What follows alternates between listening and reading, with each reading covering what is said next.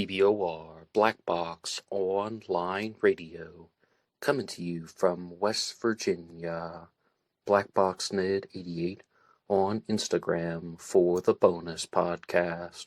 And welcome to BBOR, the home of true crime talk radio and your premier destination for unsolved mysteries, criminal psychology, and exploring the dark side of cyberspace. My name is Ned DeHaan, and I am your host, as well as the creator of Astro Psych 400 here on YouTube, and regular contributor to the Zodiac Killer channel. And a great way to support these shows is just by listening to some more content. But you can also go over to Amazon.com and have a look at the book Killer on a White Horse, written by me, Ned DeHaan. It is a novel, murder mystery, inspired by the Zodiac Manson connection, but it is indeed fictional. However, who doesn't love a good mystery? And there is always the TeeSpring page. Feel free to check out some of the merchandise. And remember, being weird is not a crime. Let the show begin. Okay, hello everybody, and welcome to this special weekend episode of Black Box Online Radio. On the weekends, I've been doing a regular segment about the murder of JonBenet Ramsey from 1996. And in addition to this regular show, every Monday is of course Zodiac Monday, talking about the Zodiac Killer. Wednesdays have now been devoted to Jack the Ripper, and Friday is of course the Anything Goes where any subject is fair game. But I finally able to begin the book discussion on The Death of Innocence by the parents of JonBenet, John and Patsy Ramsey. And in the introductory or announcement episode for this series, I was responding to a video from the Nancy Drew channel, which was more or less a partial book review. The presenter openly said that he read the first 6 chapters of The Death of Innocence and was responding to them, so not a complete book review, a 6-chapter book review.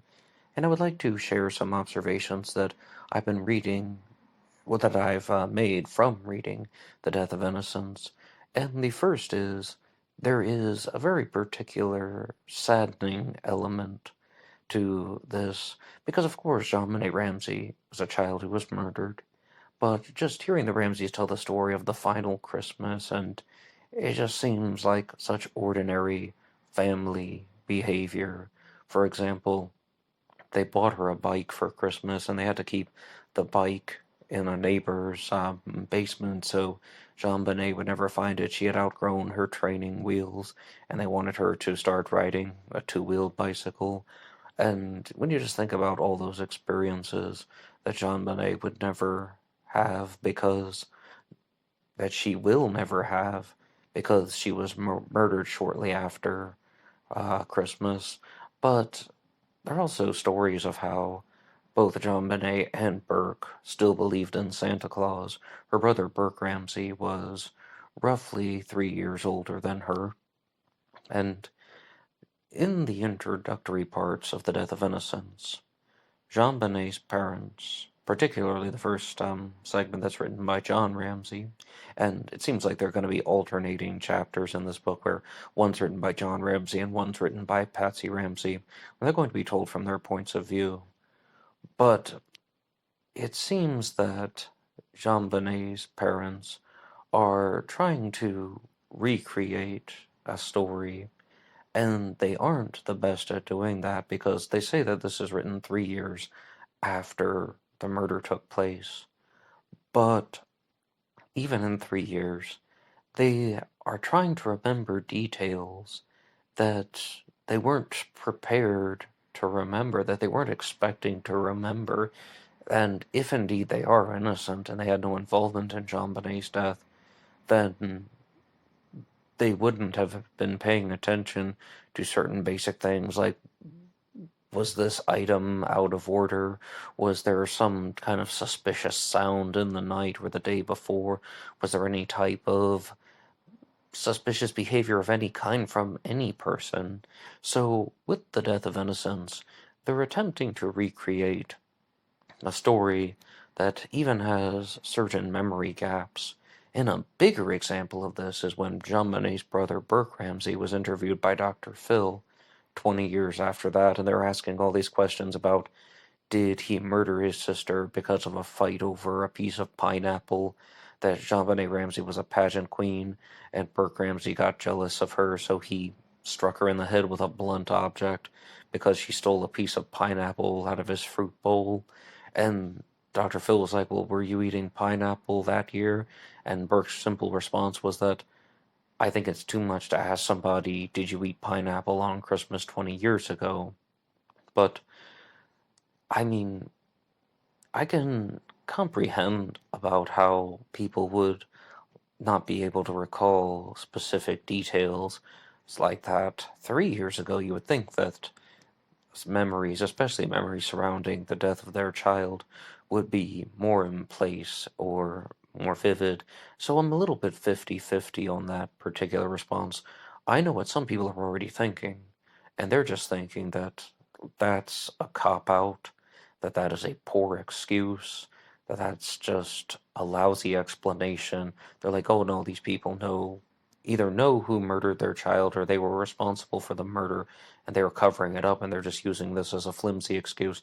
Well, we have certain memory gaps. We don't remember everything from the time when we wrote the book compared to the days after JonBenet's death. But to recap some things, JonBenet Ramsey was murdered shortly after Christmas in 1996, December of 1996. She was struck in the head with a blunt object, and she was strangled with a garrote that had been made from Patsy Ramsey's paintbrush, and a paintbrush had been broken, and a piece of wood had been used to, piece of wood had rope or cord tied onto it that was used as a garrote to strangle her. She had duct tape placed over her mouth, and her arms and wrists were tied and bound up, and she was rather defenseless. Now, something that is mentioned in The Death of Innocence is that John Ramsey is openly talking about how he immediately became a suspect. Maybe not within 2 or 3 hours, I mean immediately, but very shortly after the murder of JonBenet, her own father, John Ramsey, becomes a suspect, and her mother, Patsy Ramsey, becomes a suspect. What is left out of this first part of the book is that her brother, Burke Ramsey, is also going to go on to become a suspect in the case, and I'm reminded of certain YouTube videos that were out there, particularly on those countdown sites. One of them was called Top 5 People Who Were Vilified in the Court of Public Opinion. And I think they talked about O.J. Simpson. Fair enough. Okay, he was found not guilty, but people still think he did it. Fair enough. But then they're comparing John and Patsy Ramsey, vilified in the Court of Public Opinion, to other people like Amanda Knox. And Amanda Knox was, of course, she served jail time in Italy for the murder of her roommate Meredith Kircher. And O.J. Simpson also served jail time for the murders of Nicole Brown Simpson and Ron Goldman. So a big difference is the Ramseys were under suspicion from the general public, they were under suspicion from the authorities, but they weren't arrested for this, and they weren't charged with this. And I think that they've been using that to their benefit for a very long time. However, there's another book out there called Perfect Murder, Perfect Town, written by Lawrence Schiller, and the reason why it has that title is because they talked about the laws in Boulder, Colorado, and Perfect Town, meaning that they simply were not able to charge the Ramseys based on the evidence.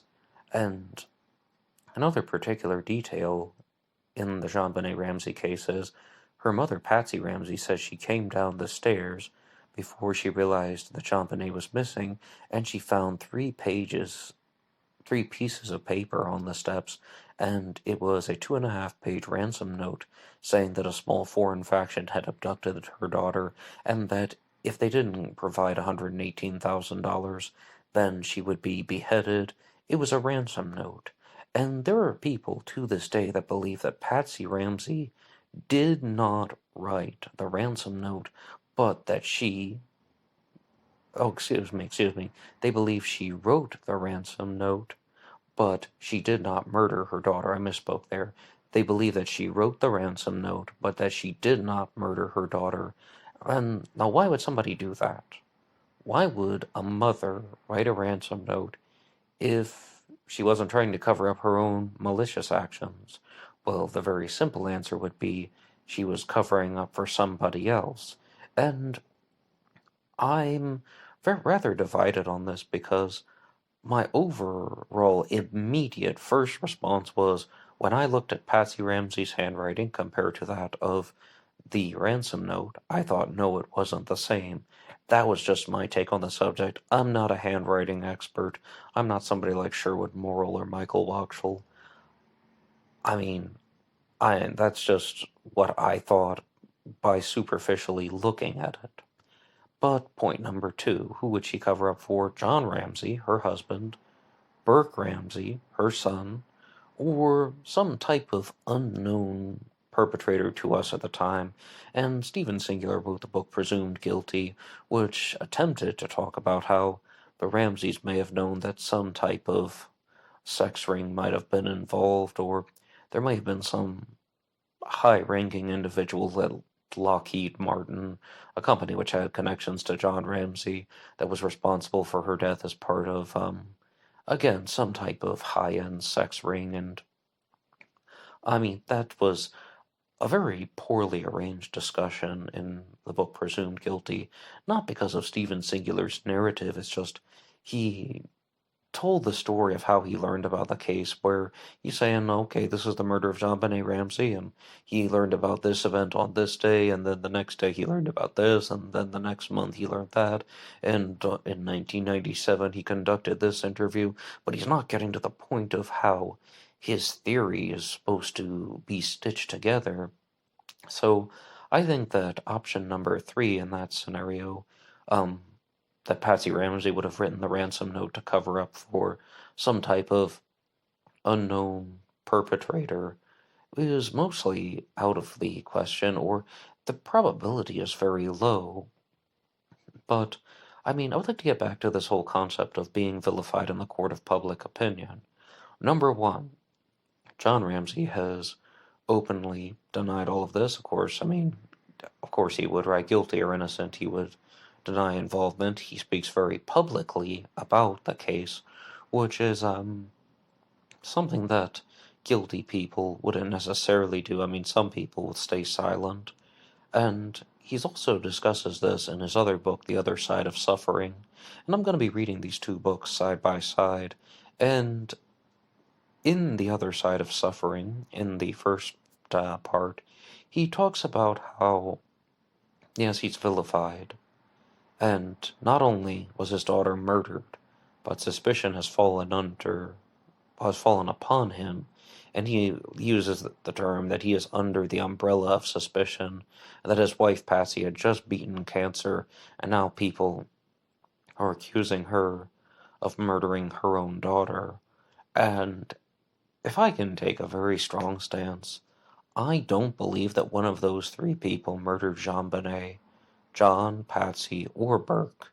I believe that JonBenet was murdered by an intruder who had a certain amount of familiarity with the Ramsey household, and somebody who would have known where certain items are, who would have known how to enter and exit in a rather reasonable fashion. But this book discussion, I'm going to be exploring different theories, and I was rather ignited by something that was shared with one of you guys in the comments section, and that was that the reason why somebody would write a ransom note is not because they were trying to cover up the murder, meaning like if Patsy Ramsey wrote the ransom note, it's not that she was trying to cover up the murder, it's that she was trying to cover up the abuse, because JonBenet Ramsey could have been regularly sexually abused by someone in the household, and of course the blame would fall on John Ramsey. And the whole concept of him appearing in public and talking very frequently about his innocence, writing a book called The Death of Innocence, writing a book called The Other Side of Suffering, is simply a media distraction, about how some people think that they're so narcissistic and sociopathic that they can talk their way out of anything. But at the same time, John Ramsey has never been charged with this, and that's, a view that I genuinely believe, not just exploring another idea. Burke Ramsey was also never charged with this, and I think that the fact that Burke Ramsey did file the $750 million lawsuit against CBS for doing the documentary that tried to portray him as the killer, I think that that is evidence of his innocence, because well, then people would actually have to investigate and see what was going on. But most people disagree with me on that. Most people disagree indeed, because they're absolutely convinced that one of those three people was responsible for JonBenet's death. But this is just the beginning, and I'm going to keep going with this book discussion. And again, there's some very emotional parts in the first chapter of the book, talking about how JonBenet is celebrating Christmas, having a fairly good time. I mean, she got a doll for Christmas that was supposed to look like her, my twin doll, and she thought it didn't look like her that much. But then there are also these stories of how JonBenet and Burke Ramsey are supposed to be waiting up for Santa, and the parents are telling them, no, Santa's only going to come if you're fast asleep, because, I mean, he's trying to do his job, and, just so many things that seem like ordinary family moments that should be good family moments. And the fact that JonBenet was so brutally murdered shortly after that is just, I mean, it's depressing. There's really no other way to think about it. But I'm also going to be interacting with you guys in the comments section, and is there anything that you're particularly curious about with the murder of JonBenet Ramsey? Is there anything that stands out to you? And what do you think about how the Ramseys have been vilified in the court of public opinion? Do you believe that one of the three Ramsey immediate family members was guilty of this crime? And do you think that they have been unfairly vilified? If you're like me and you think that an intruder did it, I would love to read your responses in the comments section down below. Anybody can write the show at BlackBoxOnlineRadio@AOL.com. You can also get me on Facebook. My personal Facebook is in the description box. And there was always BlackBoxNed88 over on Instagram. And I will see you there for the bonus podcast. Until next time.